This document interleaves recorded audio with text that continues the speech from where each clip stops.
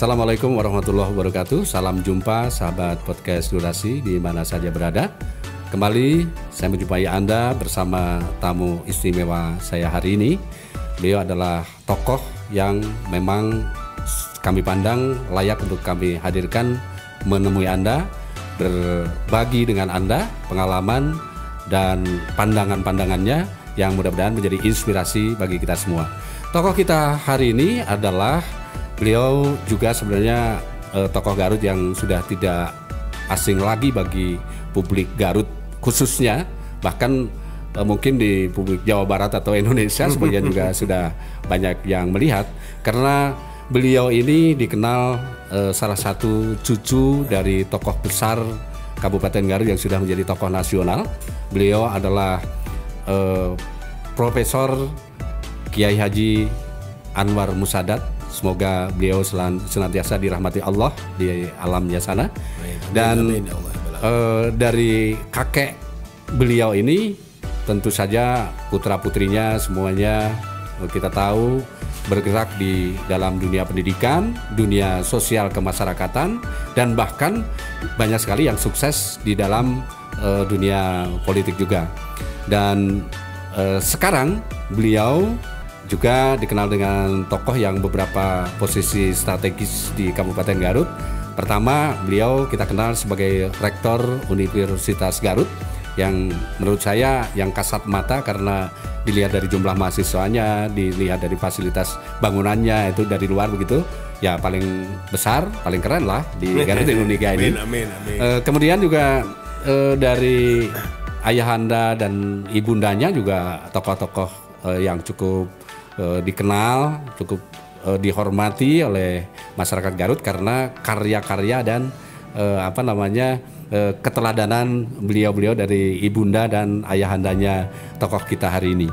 Dan Uniga sendiri dulu kalau tidak salah ayahandanya yang merintis mendirikan Uniga itu, dan kemudian sukses hari ini di tangan beliau. Beliau adalah Bapak Dr. Insinyur Haji Abdus Syakur Amin, Master Engineering. Kita sambut beliau dengan tepuk tangan. Siap. Assalamualaikum warahmatullahi wabarakatuh. Waalaikumsalam, selamat. Apa kabar? Alhamdulillah sehat. Kelihatan seger juga walaupun jam segini. Ya harus seger lah, harus tetap gembira atau bahagia. Kalau kegiatan terus harus kita laksanakan dengan sebaik Pak, mungkin. dengan kesibukan itu biasanya apa yang disiapkan supaya tiap hari itu segar gitu? Ya sama lah semua orang juga. Tadi pagi sebelum saya apel juga sempat sepedahan, ya karena juga kita percaya bahwa salah satu yang bisa membuat kita bugar dan ceria, segembira itu adalah olahraga. Sehingga di rumah, di keluarga memang ibu nyaranin Pak. Iya, kesadaran sendirilah. Ternyata juga sekarang kan apel menghadapi masalah COVID ini kan salah satu yang paling penting itulah meningkatkan imun kita. Kebugaran dan imun itu diperoleh karena kebugaran kesehatan kita. Sehingga tadi saya sempat olahraga, kapan sore juga tuh olahraga. Jadi saya juga mengajak semua teman-teman ya kita tetap laksanakan juga olahraga. Tentu saja tetapkan protokolnya kita pelihara dengan baik. Pak, kalau senang olahraga itu selama sudah menjadi ketua KONI atau kebiasaan keluarga saya dulu sih? Jadi sebenarnya juga saya dulu jujur saja nggak begitu sebelum olahraga, bukan kenapa karena sibuk sekali. Tapi dipikir-pikir nggak akan ada selesainya. Ya ada cerita yang mengatakan bahwa ya kalau kita sudah sakit semua tuh hilang. Ya artinya buat saya sekarang mau tidak mau, kalau kita ingin bisa beraktivitas, bisa memberikan manfaat buat orang lain, ya harus sehat gitu. Jadi ada jargon ini Kang Selamat yang sekarang lagi saya dorong itu adalah kalau di KONI kan sehat dulu, baru kemudian kuat, berikutnya adalah hebat, dan terakhir nih saya temukan bermanfaat. Ujungnya semua at. Sehat dulu, percuma kalau nggak sehat gitu. Bapak itu kelahiran 68 ya? 68 ya. 68. Nikah tahun berapa itu Pak? Nikah 94. 94 ya? 94. Saya nikah umur 26 tahun, 26 tahun ya, 26,5. Itu pacar yang lama Anda? Putra-putri berapa Pak sekarang? Saya anak saya 4 ya? Sekarang udah yang besar pertama semua. lagi ngambil S2 di Belanda. Yang kedua lagi koas untuk ke dokter gigi di Brawijaya. Yang ketiga Fakultas Hukum UI. Yang 4 nih sama saya di Garut. Cuma sekarang kan gara-gara Covid yang anak 234 semua ngumpul di Garut gitu. Ya gitulah pokoknya kita nikmati suasana ini, anggap aja berkah gara-gara Covid. Anak saya semua balik ke sini. Pas saya opening tadi itu kan menyebutkan Bapak itu lahir di keluarga tokoh terkemuka lah begitu ya. Ini bagi Bapak secara pribadi, benar-benar pribadi nih ya, itu jadi beban atau malah mendukung ini? Enggak lah, ini kita kan, saya bersyukur pada Allah Subhanahu Wa Taala, saya dilahirkan sebagai cucu dan putra putri dari bapak saya ya. Karena ternyata juga sekarang ada kaidah-kaidah yang saya pegang sekali. Mohon maaf Kang Selamat, ketika tahun sekian saya sebut saja sosialisasi ke masyarakat, mereka tidak kenal saya. Kita sebutkan bahwa saya adalah cucunya ini, langsung ke masyarakat. Artinya apa? Artinya bahwa jasa orang itu akan diingat sama yang lain, dan itu akan dirasakan bukan hanya oleh yang bersangkutan, tapi juga anak cucu, bahkan juga mungkin ke generasi berikutnya. Nah ini juga tantangan buat saya. Sekiranya saya punya kesempatan untuk memberikan manfaat buat masyarakat banyak, saya ingin sekali memberikan terbaik, karena nanti manfaatnya bukan dirasakan oleh saya pribadi saja, tapi juga mungkin anak saya, cucu saya, mungkin juga bawahnya saja. Ini jadi dorongan buat kita selalu berusaha untuk memberikan yang terbaik buat masyarakat itu. Posisi hari ini sebagai rektor, tadi sudah saya katakan universitas yang keren lah gitu ya. Lumayan lah. Ketua KONI, aktivitas di dunia politik juga termasuk sejak yang saya tahu pas waktu ikut kontestasi itu kan. Ya. Ini sebenarnya apa yang dijalani hari-hari ini cita-cita sejak kecil bukan, Pak? Jujur saja ketika tahun 2013 saya tidak pernah terpikir untuk ikut kontestasi seperti itu. Kemudian atas pertimbangan itu saya ikut, kemudian juga saya melihat itu sebagai proses pendewasaan saya. Tidak berarti kemudian ketika sebut saja belum menang saat itu saya tidak kemudian kabur lari, tidak. Saya berarti bahwa itu adalah salah satu peran yang bisa kerjakan. Sisi lain juga masih banyak peluang yang lain. Contohnya Kang, nggak mungkin ada jenderal kalau tidak ada prajurit, tidak ada perwiranya. Ya bintara, dan saya juga begitu. Apa emang harus selalu jadi, mohon maaf, jadi bupati? Tidak kan? Ya saya jadi saat ini jadi wakil rektor, jadi rektor, kita buat sesuatu yang terbaik buat masyarakat. Ketika saya jadi KONI juga begitu. Sama lah sebenarnya, saya yakin juga kita hidup ini kan bukan hanya untuk satu jabatan, bagaimana kita memberikan kebermanfaatan. Seringkali saya melihat banyak orang, mohon maaf, tukang sampah, itu kan mereka juga enjoy saja dan tidak terpikir harus jadi pejabat. Ternyata setelah saya perhatikan, jadi pejabat itu tidak seperti yang dibayangkan oleh orang. Mohon maaf, saya kemarin ikut dari Hanas ya. Itu teman-teman saya bintang banyak lah, bintang 2, bintang 3 segala. Hidupnya sama aja seperti kita. Ya, permasalahan juga sama saja. Yang penting kan bagaimana menyikapinya dan membuat manfaat buat masyarakat. Sehingga ujungnya Kang Selamat, alah pokoknya naon wae jadi naon wae hok wae lah der. Yang penting kan berikan manfaat, berikan suri toladan. Itu yang saya bayangkan.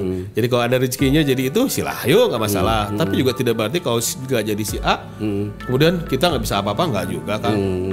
Ya kita juga semua tahu bahwa yang Menteri Pendidikan tuh hebat, tapi sebenarnya yang hebat itu adalah guru-guru di desa terpencil, kan gitu kan? Tanpa guru juga percuma kan? Tinggal bagaimana kesempatan diberikan pada kita, itu aja. Jadi ya enjoy aja, jalan aja. Ini ngomong-ngomong ini, kalau Uniga itu dulu berdiri tahun berapa nih Pak? Nah Uniga ini sebenarnya itu embrionya tahun 1977. Ini kan ceritanya dulu almarhum orang tua saya dengan teman-temannya itu mendirikan sekolah. Kenapa saat itu perguruan tinggi Unpad Extension itu ditutup, nggak boleh. Nah akibatnya apa? Banyak orang Garut yang berhenti kuliahnya. Nah pilihannya kuliah ke Bandung, berarti meninggalkan pekerjaan dong. Atau kuliah sekolah kerja di Garut tapi tidak pernah mendapatkan pendidikan yang lebih tinggi. Susah kan? Padahal untuk promosi kan harus jadi sarjana. Akhirnya orang tua saya bersama teman-temannya bikin sekolah tinggi ilmu kemasyarakatan. Di situ banyak orang yang kuliah karena kuliah di STK itu dulu, maka orang terangkat harkat martabatnya. Saya selalu ingat orang tua saya bilang, kenapa sih bikin sekolah di daerah? Kita ingin mengangkat harkat martabat orang. Dan salah satu caranya adalah dengan pendidikan. Ini yang menjadi passion saya ketika saya sama ngurus Uniga, ngurus di Sekolah Tinggi Teknologi Garut. Jadi salah satu cara ya selain ekonomi itu saja adalah pendidikan. Dan Uniga kemudian tahun 98 merger dan sampai sekarang alhamdulillah kita punya mahasiswa tahun kemarin September kemarin itu tercatat hampir 7.000 orang. Ada 241 dosen, 36 dosen doktor, 43 lagi sekolah doktor. Kebayang sama kita. Program studinya ada 26. Ketika saya jadi rektor itu cuma 14. Begitu saya jadi rektor, saya ekspansi terus sampai nambah lagi 12 program studi, hampir sampai 2 kali lipatnya dalam waktu 5 tahun. Ya sama-sama pembangunan kita ekstensifikasi terus ya. Nah ini barangkali yang tadi saya bilang mumpung saya jadi rektor. Itu sudah berapa tahun berapa itu Pak? Apanya? Jadi rektor itu? Saya 2014. Jadi sekitar 2013 kan prestasi itu. Ya saya kemudian 2014 diberi kesempatan yayasan untuk jadi rektor. Ya jalan gitu. 2015 maaf, jadi rektor 2015. Sejak Bapak yang jadi rektor itu tambah fakultas ya? Oh nambah prodi. Saya bilang nambah prodinya ada berarti 12 tadi. Sekarang berapa fakultas? 26 program studi. Nah, tadinya cuma 12. Dan yang menarik adalah bahwa kita bukan program studi yang sesuai dengan kebutuhan masyarakat Garut, Kang Selamat. Kita buka teknologi pangan. Kenapa kita buka? Kita nggak mau lah orang Garut hanya jual komoditi aja. Cobalah olah di Garut, ada nilai tambah di Garut. Kan nggak bisa kalau kita mengandalkan ilmu-ilmu tradisional. Ilmu teknologi ada. Kita buka apoteker. Ya, itu juga kimia kan. Supaya orang Garut tidak alergi sama kimia dan juga segala sesuatu sekarang terkait dengan kimia.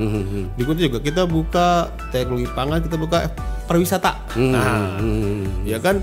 Ya kita ingin Garut jadi kota pariwisata, nggak mungkin kan kalau kita tidak didukung oleh sumber daya manusia pariwisata yang andal. Jadi Uniga itu maju sejak Pak Sakur kalah di saya hanya gitu. melanjutkan saja. Cuman ketika saya jadi pimpinan ya saya realisasikan apa menjadi ide saya. Apa itu bisa dikatakan hikmah dari waktu pengalaman tambahan? Oh iya betul. Salah satunya saat saya berkunjung ke daerah-daerah, saya lihat permasalahan di daerah. Pertama masalah sumber daya manusia, masalah masalah produk-produk yang numpuk, komoditi, buah-buahan panen sekali itu tidak terjual karena suplainya banyak, permintaan tidak bagus banyak, akhirnya terbuang. Saya bilang kalau saya punya teknologi pangan akan lebih baik kan, kita bisa olah.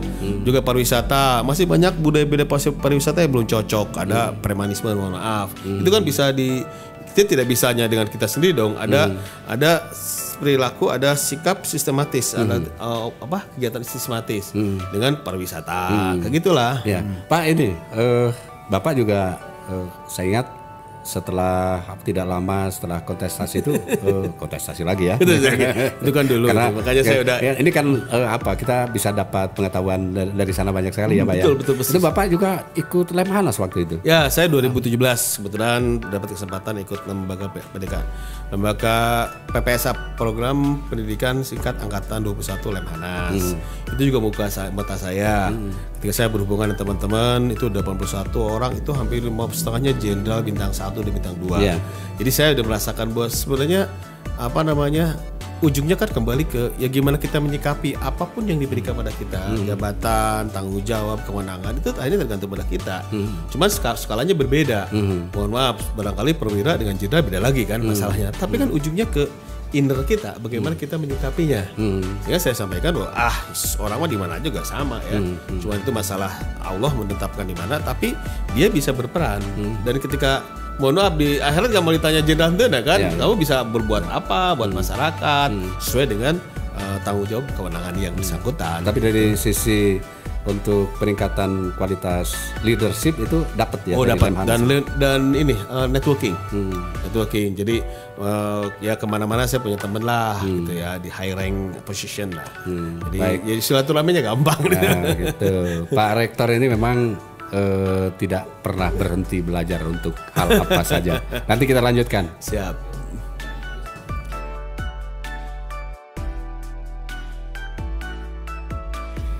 Baik, sahabat podcast Durasi, kita lanjutkan perbincangan masih bersama tamu kita Pak Abdus Sakur Amin yang tadi sudah bercerita tentang ya kehidupan pribadi sebagian lah.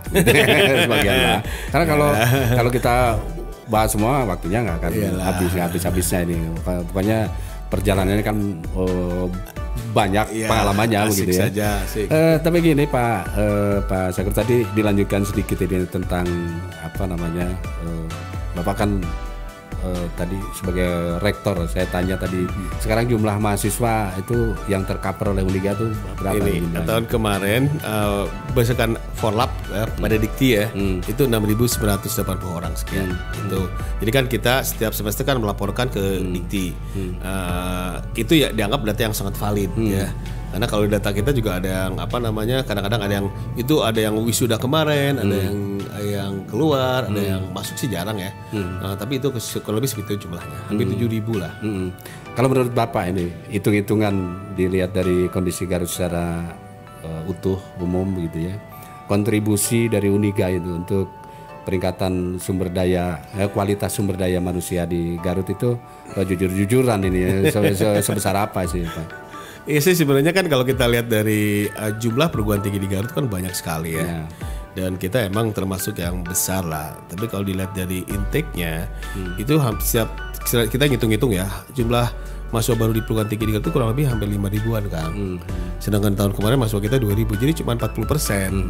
Karena juga banyak yang kuliah di tempat-tempat lain, di perguruan tinggi lain, dan itu bagus buat saya. Kenapa? Karena sejatinya kalau kita bicara jujur ya, setiap tahun itu kan hampir 28.000 lulusan Madrasah Aliyah, SMK, SMU. Ya kalau kita ingin meningkatkan IPM kita, meningkatkan rata-rata lama sekolah kita, mau tidak mau kapasitasnya harus sesuai dengan demand-nya. Artinya setiap lulusan SMA itu bisa menjadi mahasiswa. Tapi kan kuliahnya di mana? Daya tampungnya cukup nggak? Kelasnya cukup nggak? Kalau selama ini kerjasama dengan pemerintah, Pemda, provinsi atau pusat itu seperti apa nih Uniga? Ya kalau dengan pemerintah pusat kan kita dapatkan jatah beasiswa, KIP mahasiswa.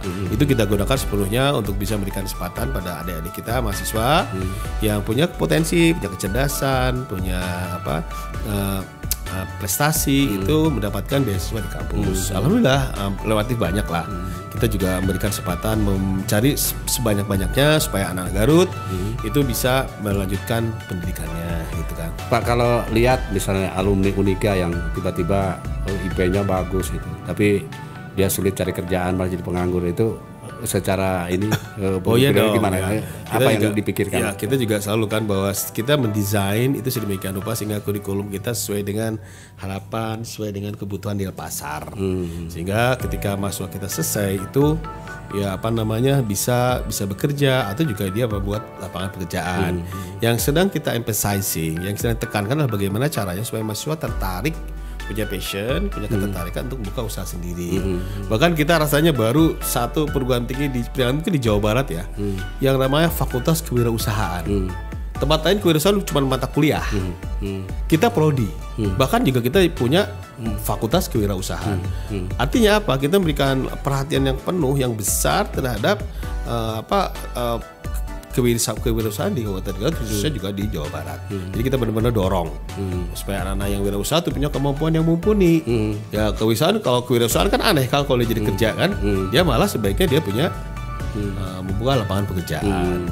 Bergeser sedikit Pak, kalau dari apa yang sudah diceritakan, Pak kan sebagai ketua KONI juga, hubungannya apa nih antara yang tadi diceritakan dengan dunia olahraga nih? Ya kan begini kan, salah satu daya saing bangsa itu adalah kebugaran. Jadi begini, ketika ada yang melamar satu orang Garut, sama orang Indonesia, satu orang Korea, kan publik kan pasti mikir selain kecerdasan kepintarannya, dia lihat daya tahan tubuhnya bagus nggak? Kalau kerja under pressure, kerja dengan jam yang sangat hebat, sebut saja kerja 10 jam. Ya biasanya orang kita kalah. Kenapa? Kita kurang bugar. Mohon maaf, kerjanya jalan-jalan, merokok dan lain-lain. Itu kan membuat kebugaran anak-anak kita lemah, jelek, sehingga kita bersaing bisa kalah dengan warga lain. Sehingga buat saya satu caranya meningkatkan kesadaran tentang pentingnya kebugaran, kesehatan. Dan itu dilakukan dengan banyak melakukan aktivitas, salah satunya aktivitas itu olahraga. Sehingga di kami di Uniga semester 1 langsung masuk wajib olahraga. Dikenalkan fasilitas kita bangun disediakan rupa sehingga mahasiswa bisa olahraga, bisa dengan olahraga kan banyak manfaat. Bisa dengan komunikasi, silaturahmi, ada kebersamaan, ada disiplin, ada kerja keras, ada saling menghargai. Kan kita bangun soft skill mahasiswa melalui olahraga.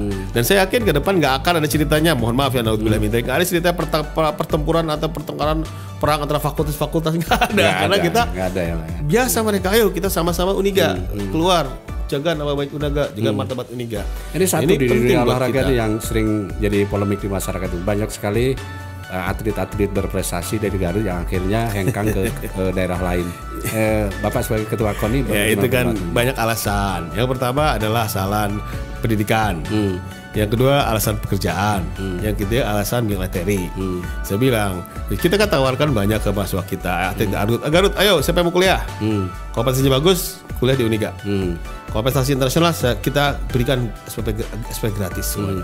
Supaya apa? Mereka mau tinggal di Garut, berlatih di Garut. Yang kedua, pekerjaan. Kita juga ada beberapa, ada satu atlet kita juga kita kasih pekerjaan. Bahkan kita sekolahkan S2. Jadi dia tuh S1-nya manajemen. Saya lihat dia ahli wasit hebat dalam bidang bela diri. Seperti saya tahu derajat, dia jadi atlet yang hebat, dia jadi wasit yang hebat. Saya bilang, saya ini kampus itu tidak hanya perlu akademisi, tapi juga praktisi ya, atlet. Kita kuliahkan S2 di FPOK UPI. Harapan saya ketika saya bisa jadi bekerja di Uniga, dia punya pekerjaan dan dia tinggal di Garut, bisa mengembangkan Garut. Nah kalau materi, nah ini juga agak susah buat kita ya. Nah, yang pasti bahwa kita berupaya mengajak orang-orang Garut untuk Garut. Bahkan saya juga kemarin nawarkan orang mana ya, orang Medan. Ayo kamu kuliah Garut, nanti saya kasih beasiswa kuliah S2. Tapi olahraga dia FPOK. Supaya apa?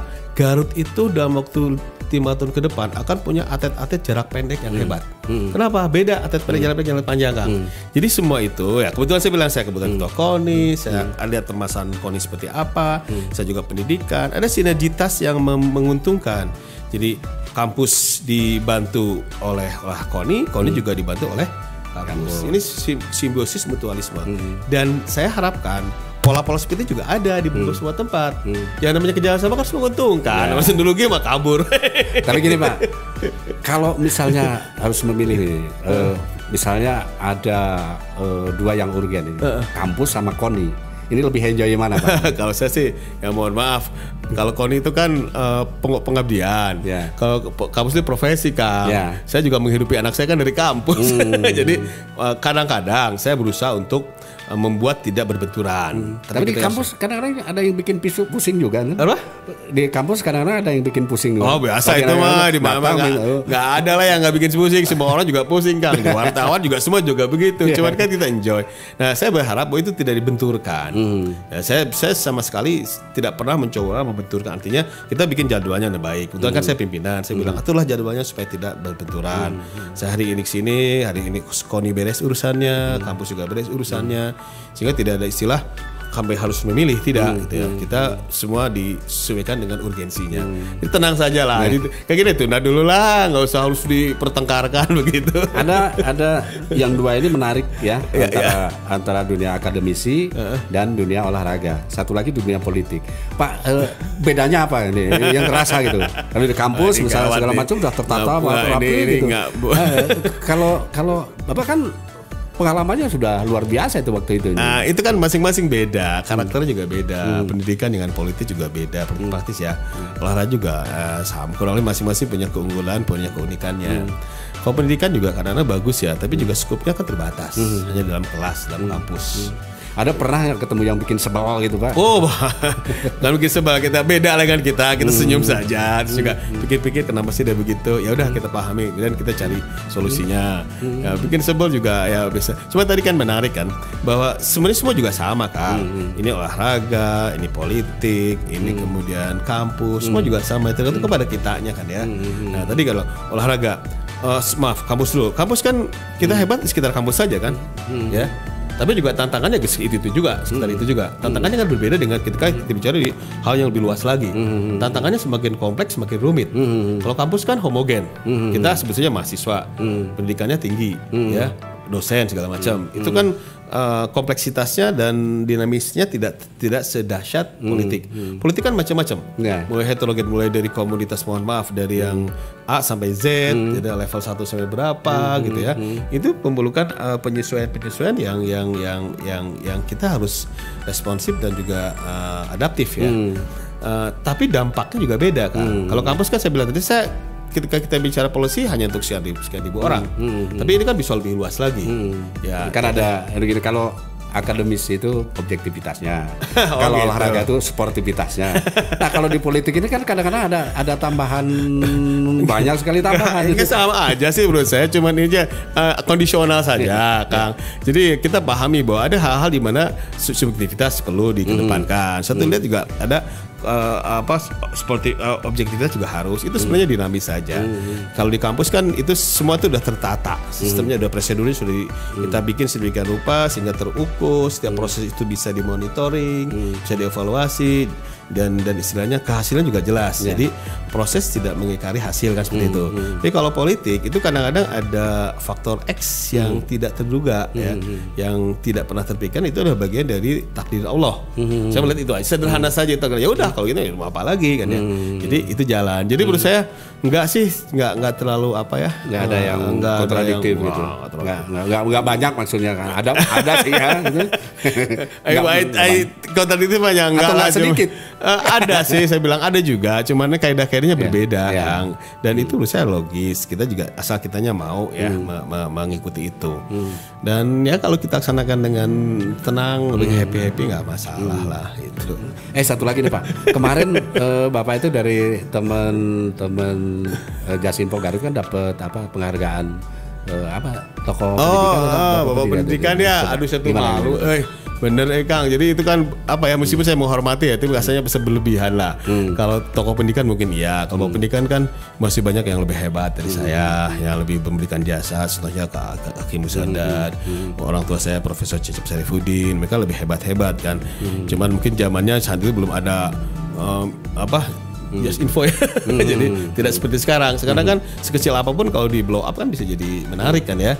Kalau saya melihatnya itu penghargaan, terima kasih atas penghargaannya, tapi saya nggak sehebat yang disebutkan orang. Saya mengalir saja lah, senyum saja lah. Nuhun gitu kan gitu. Tapi kalau menurut Bapak pengelolaan bidang pendidikan di Garut ini, ini masalah. Jangan hanya umum kampus ya ini ya, tapi termasuk secara umum ini seperti apa? Jadi kan masalah di pendidikan itu bukan hanya di Garut, tapi juga di Indonesia juga dua hal menurut saya. Yang pertama adalah masalah aksesibilitas. Jadi ketika orang selesai dia pengen masuk sekolah, dia bingung.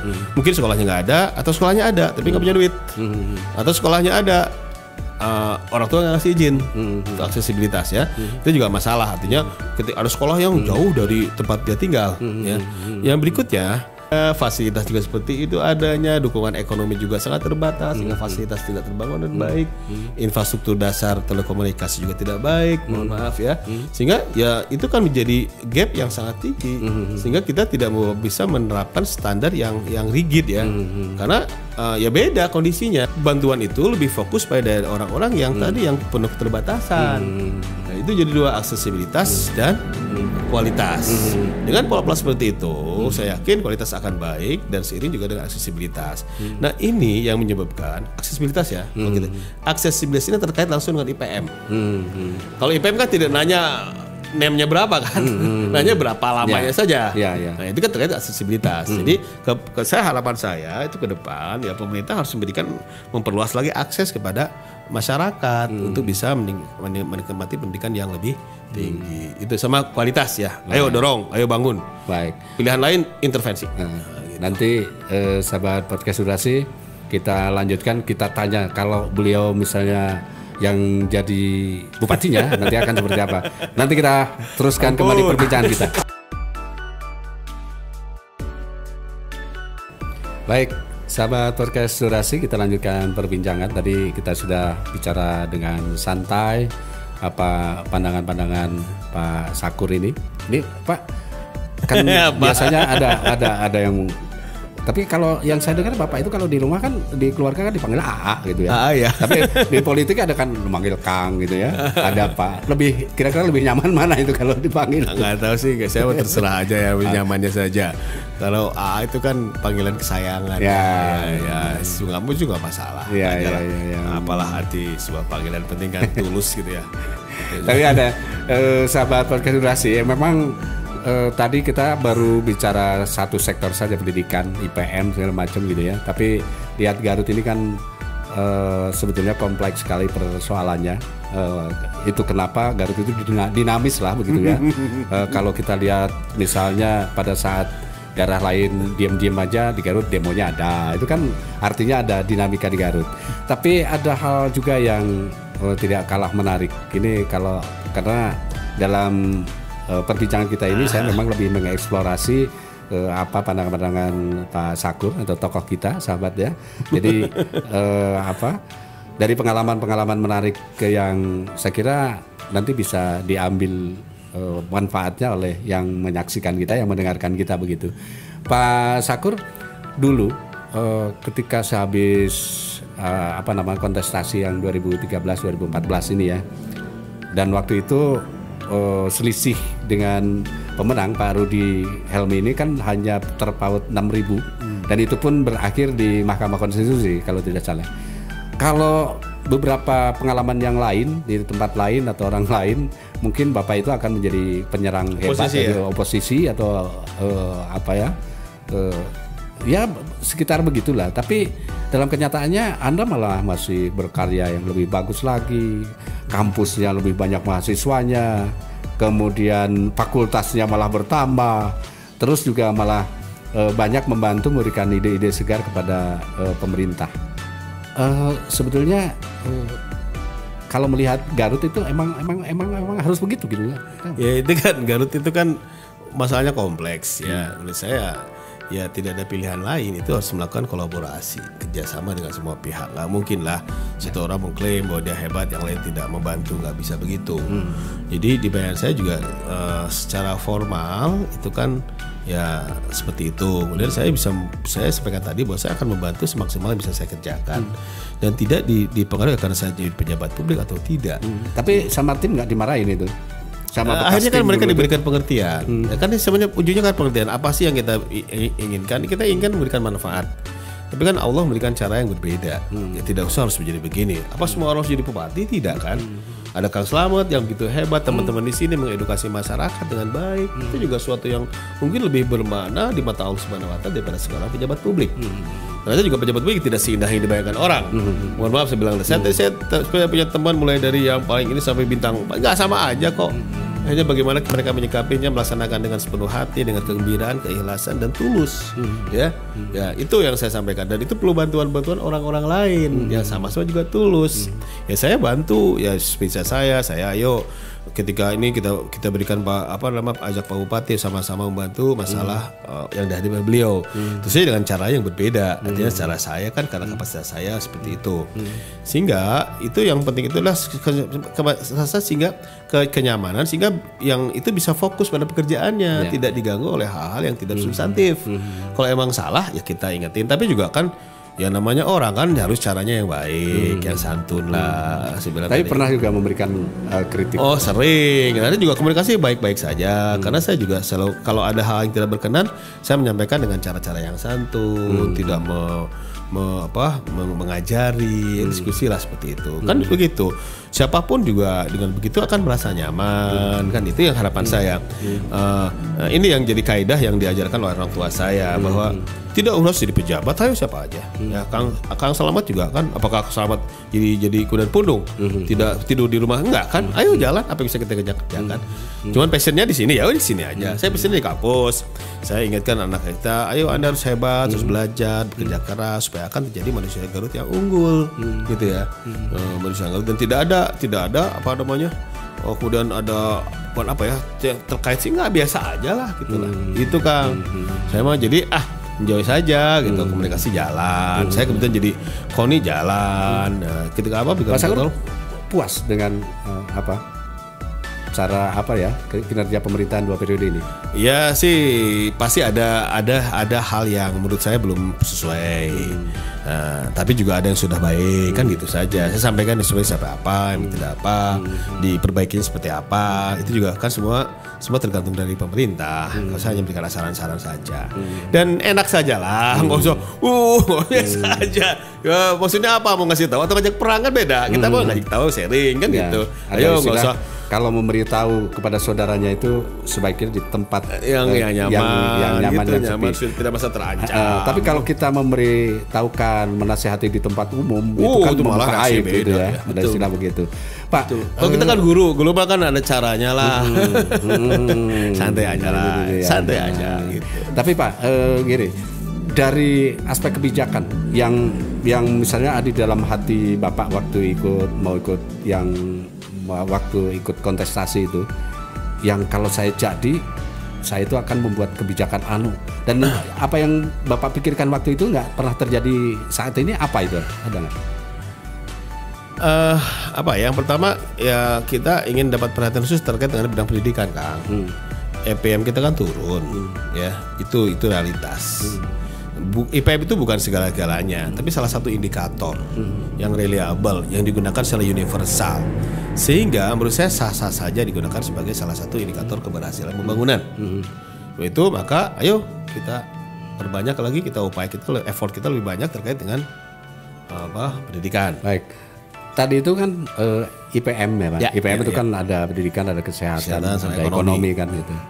Nah, singkat saja, kalau bidang kesehatan dan ekonomi apa sudah juga cocok atau sesuai dengan ekspektasi Bapak? Ya kan kalau kita bicara ekonomi dulu lah. Pendapatan orang Garut kan 2/3-nya pendapatan rata-rata orang Jawa Barat kan. Ini kan mengerikan ya. Artinya apa? Daya beli masyarakat itu sangat terbatas. Jadi ini jadi tantangan buat kita semua. Bagaimana membuat orang-orang Garut lebih produktif, ya? Karena kan dilihat dari berapa pengeluaran itu kan dilihat dari pendapatan, ya.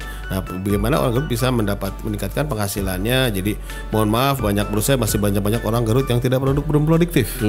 Ya, sebut saja ibu rumah tangga yang diam di rumah, dalam arti bahwa sebenarnya dia bisa melakukan hal-hal yang lebih produktif lagi. Yang kedua juga nilainya. Jadi orang Garut bekerja 1 jam itu kalah dengan orang daerah luar Garut yang kerja 1 jam pendapatannya. Juga menarik. Artinya apa? Artinya kita perlu pengetahuan, punya keterampilan yang dimiliki oleh orang Garut sehingga usaha dia itu memberikan nilai materi yang besar. Itu dari ekonomi, ya. Nah, jadi tantangan buat pemerintah Garut dan semua juga rasanya seperti itu. Yang kedua juga masalah kesehatan juga sama. Orang Garut kan rata-rata lama hidupnya kan angka harapannya juga terlalu rendah. Ini biasanya disebabkan karena akses untuk mendapatkan pelayanan kesehatannya terbatas. Alhamdulillah Pak Bupati, Pak Wakil Bupati sudah menambah jumlah puskesmas dan lain-lain. Saya bilang ini bagus ya. Cuman ini saya bilang tadi kita itu seakan-akan kayak kita lari rombongan lah. Orang kita orang rata-rata kecepatan Jawa Barat itu 10 km per jam. Nah, Garut itu 12 km per jam. Tapi ketinggalannya sudah terlalu jauh. Jadi itu nggak cukup. Upaya kita lebih besar dari rata-rata pun nggak cukup. Harus lebih besar lagi, aktif lagi. Sebenarnya ketinggalannya jaraknya 1 kilo. Ya kan? Kalau kecepatan cuma 5 km per jam, ya berapa tahun gitu bisa mengejarnya. Nah, ini yang harapan saya perlu kerjasama yang erat antar semua stakeholder, bagaimana meningkatkan kecepatan pertumbuhan dari IPM di Kabupaten Garut.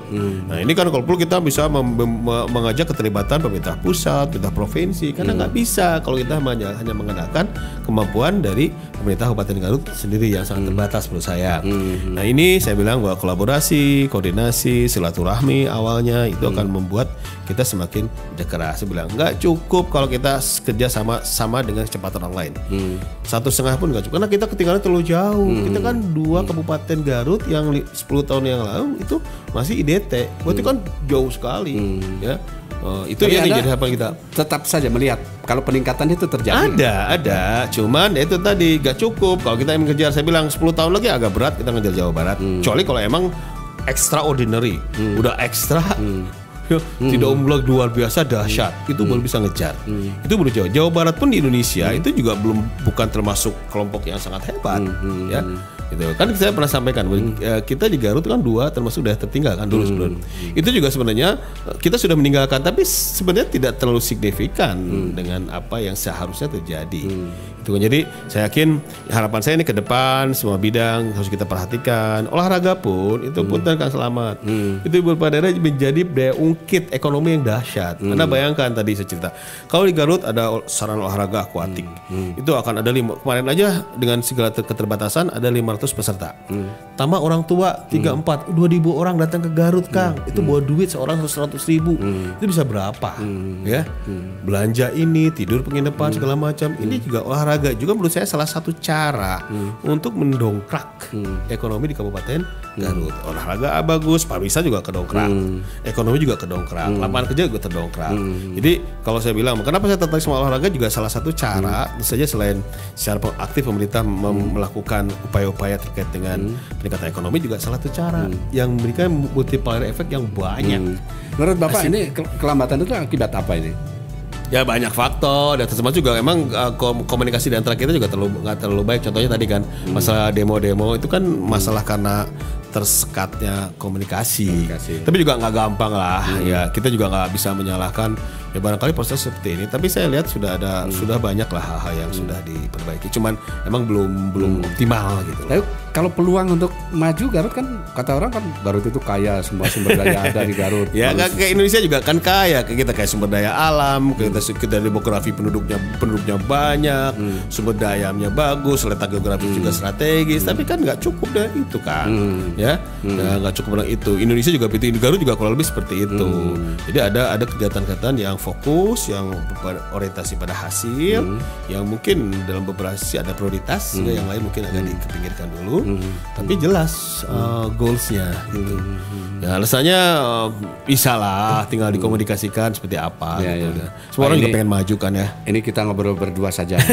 Ini kalau nanti pilkada misalnya, kira-kira kalau Bapak banyak yang ini udah ada yang datang, nanti maju gitu. Kalau ngobrol sih banyak lah. Kita juga saya bilang kan semua itu kan komunikasi, Kang. Komunikasi seperti apa, ngobrol dengan banyak pihak dan tidak tendensius untuk bicara satu hal. Saya bilang ya ujungnya kan semua apapun yang kita kerjakan, apapun porsi kita, yang penting kita bermanfaat. Saya menitip aja tadi buat teman-teman ya ini sehat dulu, jaga kesehatan, jaga kebugaran, tetap gembira, sehat, kuat.